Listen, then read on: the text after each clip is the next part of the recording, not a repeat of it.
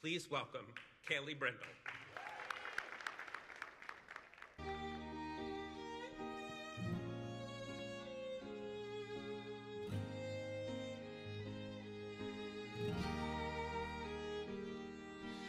At night on a Thursday, it's just me here as the stars talk softly. No time for tears, but I'm feeling awfully low. Time to write, then I'll be okay. Can you hear my songs even though you're gone? It's been so long and I just wanna know, have you met God yet? 'Cause you were a godsend to me, even at the age of 3. Things got tough these past few years, and it's been rough without you here, but I'm getting through, 'cause I remember you. Can you see me from up on God's balcony? My songs still sound the same. Can you see how proud I am to tell everybody where I got my middle name? It's from the strongest woman who's loved so much by her granddaughter. I take it as a badge of honor.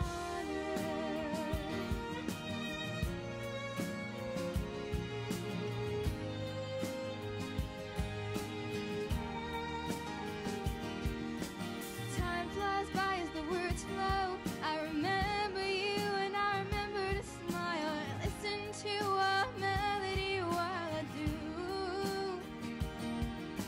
I wish you were here, but I know that you're with me in a different way. You will be every step I take through and through. Have you met Mary? Because I'm very sure she'll love you just as I'm thinking of you. Things got hard, but I'll get by, because you stand with me from way up high in the clouds. God, I'm so proud of you. Can you see me from up on God's balcony? Do my songs still sound the same? Can you see how proud I am to tell everybody where I got my middle name? It's from the strongest woman who's loved so much by her granddaughter. I take it as a badge of honor.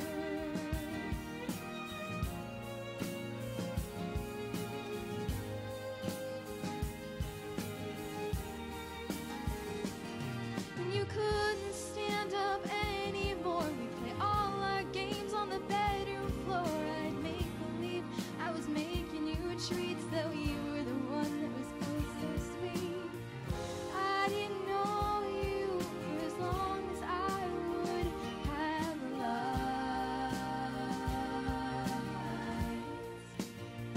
But in 3 short years, you changed my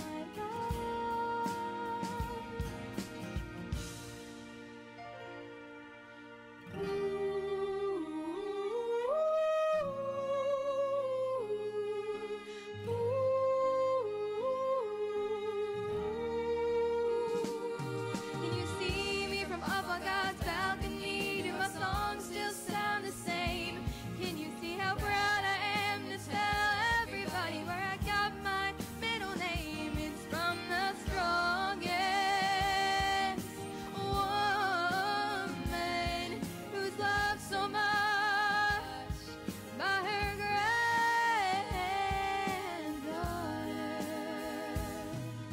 I take it as a badge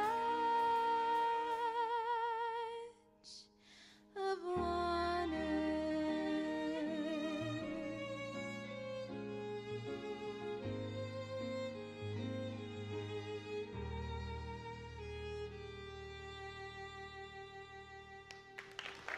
Thank you.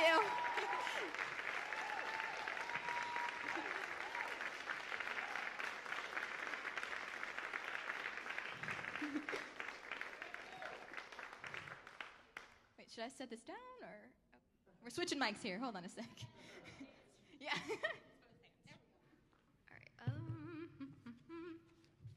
right. Okay. There we go. Good afternoon. There we go.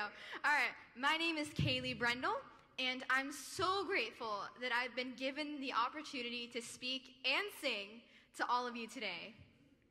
Being a performer is one of the greatest honors of my life.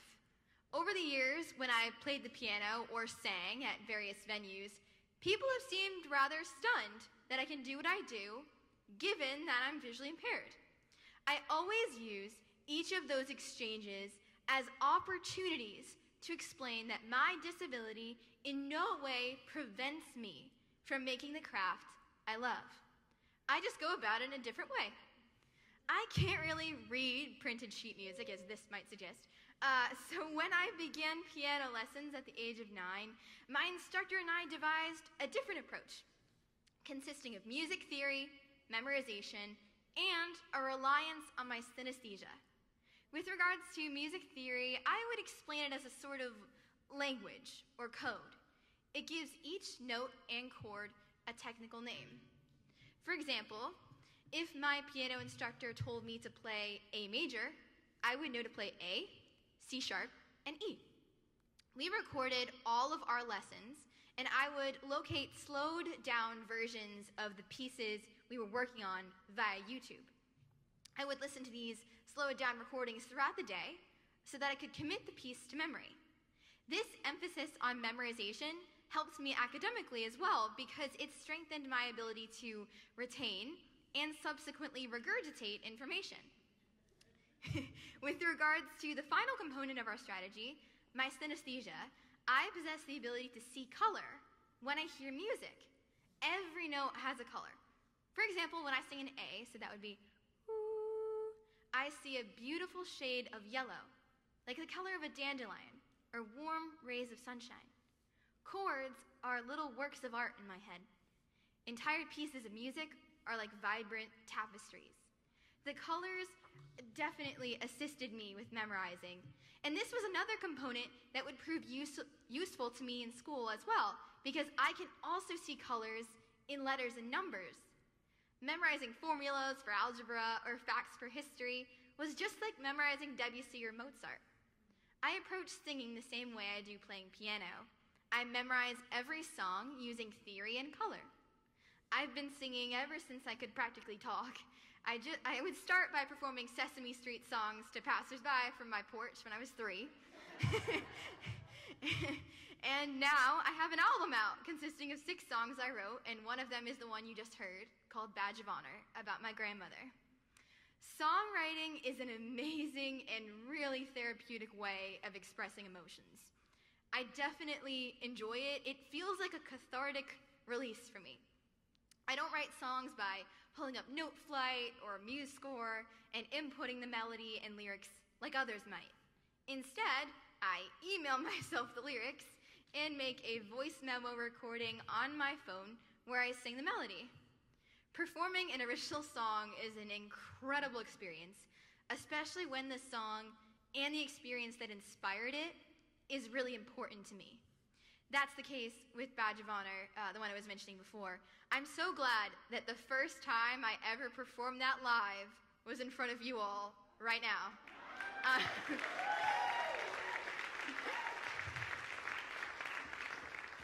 It's a memory I'll definitely never forget, and I know that she's watching from God's balcony. However, you'll notice that when I sang, I pretty much stood perfectly still. The only aspect of performance that I've not been able to grasp yet is what vocalists tend to call stage presence. This refers to any movements a performer executes while singing. They might walk across the stage, or move their hips, or dance fully. I can't see what other performers do, and so I don't really have a reference. However, my amazing mom and vocal coach have described what other performers, both with and without disabilities, do. So I'm doing my best to learn and form my own style. I have been in a cappella groups for several years, so I'm able to learn a choreographed routine if it's described to me. The trouble comes when I have to be the choreographer for my solo performances, when I have to figure out how to use this space I'm given.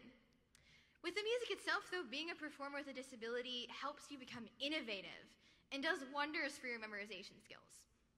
I have reached the same destination with regards to mastering a given song, I just take a different route to get there. I think that there definitely needs to be more advocates standing up for the rights of the disabled, both in the performance sector and in society at large.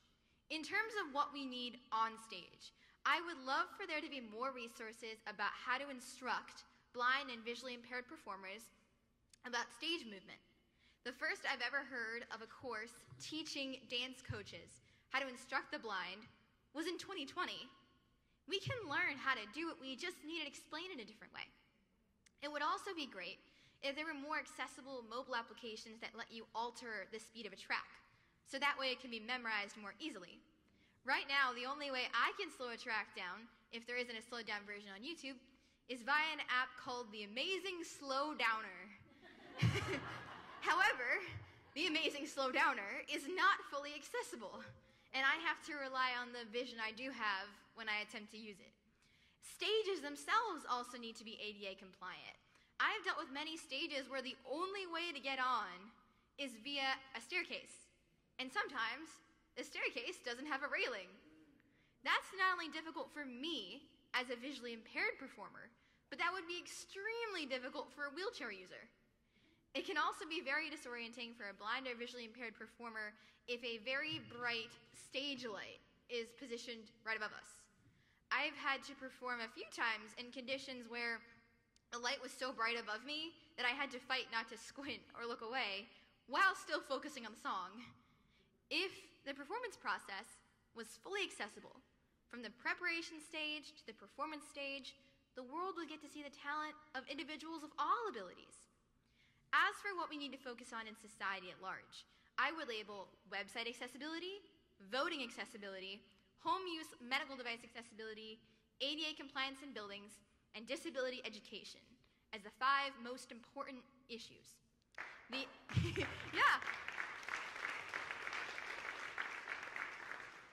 ADA doesn't address website accessibility, and we live in a world where online consumerism is flourishing. Blind and visually impaired people need to be able to purchase goods just as anyone else would. Once I graduate law school, I intend to advocate for an amendment to the ADA or an entirely different piece of legislation that addresses website accessibility and gives businesses the resources they require in order to make their sites work for all.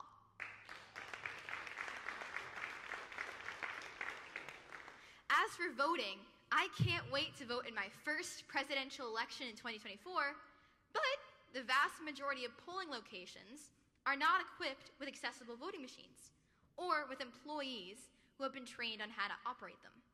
Every American has the right to cast their vote freely and independently, so I intend to advocate for the proliferation of more accessible voting machines and training workshops for poll employees. For home use medical devices, everything from COVID tests to equipment that diabetics need is inaccessible.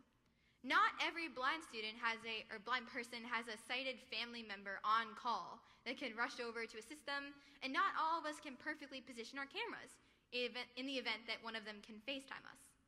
These medical devices and at-home tests need to be modified so that a blind or visually impaired individual could use them independently. As for ADA compliance, there are still buildings without elevators, ramps, braille signs, and other additions that would assist the disabled immensely. I had a friend in college who was temporarily disabled due to a sports injury, and she couldn't use the stairs. One of her classes was in a building with no elevator, so she couldn't attend the lectures and was forced to play catch-up. For millions of us, this struggle is not temporary. More attention definitely needs to be brought to this area. Finally, we need to educate people about disability so that their first instinct when they see us is not to fear or pity us. My first opportunity to learn about disability rights and the experiences of people with other disabilities came in college. I, along with millions of other students, took AP United States History my junior year of high school, And that course is advertised as a complete timeline of our country's, okay, I'll just talk a little louder. Our country's progress. However, there's no mention of the Rehabilitation Act of 1973, the ADA, or the brave disabled advocates who fought for them. We need to change this. Those